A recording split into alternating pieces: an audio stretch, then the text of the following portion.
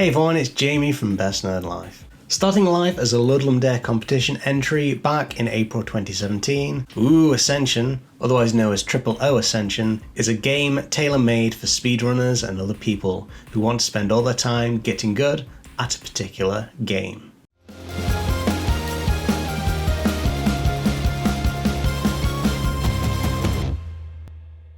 I actually got a review code for the Nintendo Switch version from Kenny at Extra Mouse Studios back in February 2020, so apologies for the absolutely massive delay in reviewing this game. One of the main reasons why I requested a review code for this game is because I'm a huge fan of both bright neon visuals and a thumping electronic soundtrack.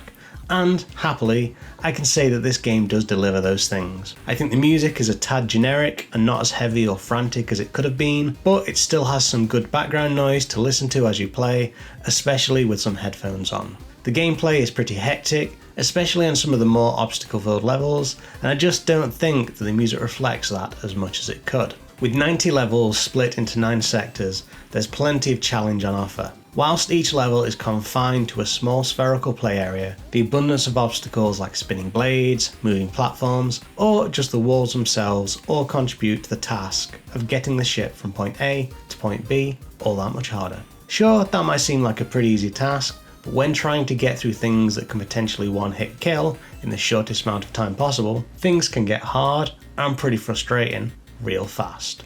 oOo Ascension follows that tried and true style of the quick restart. Yes, the player might die hundreds, if not thousands of times as they play through the game, but there's hardly any delay to get back into the action.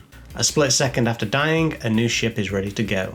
This let me quickly and easily experiment with ways to get through the levels, something I feel is extremely important in these types of games.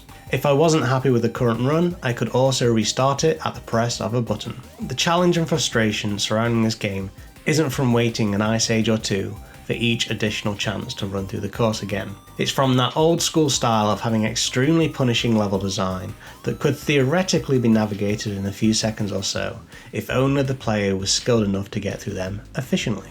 The ship that has to be navigated around the levels handles great. It's swift, responsive, and its speed can be increased or decreased with the press of a button to wind between objects. As there are no obstacles to get around by jumping like a platformer, this variation of speed really helps to bring some variety to how the ship can be controlled. Outside of the bog standard single player mode, there's also a local co-op mode playable with or against another player. There's even ghosts of previous attempts by the player for each level, which is a nice visual reference when trying to shave extra seconds off. Whilst there's an abundance of levels as previously mentioned, it's definitely not a game I can play for hours on end. It's not that the game is boring, I just don't tend to gel with games where you have to do things over and over again, with sometimes very little progress made. I also definitely had to put my Switch down every so often to calm down. This may actually be a positive for the game though, especially with the portable nature of the Switch.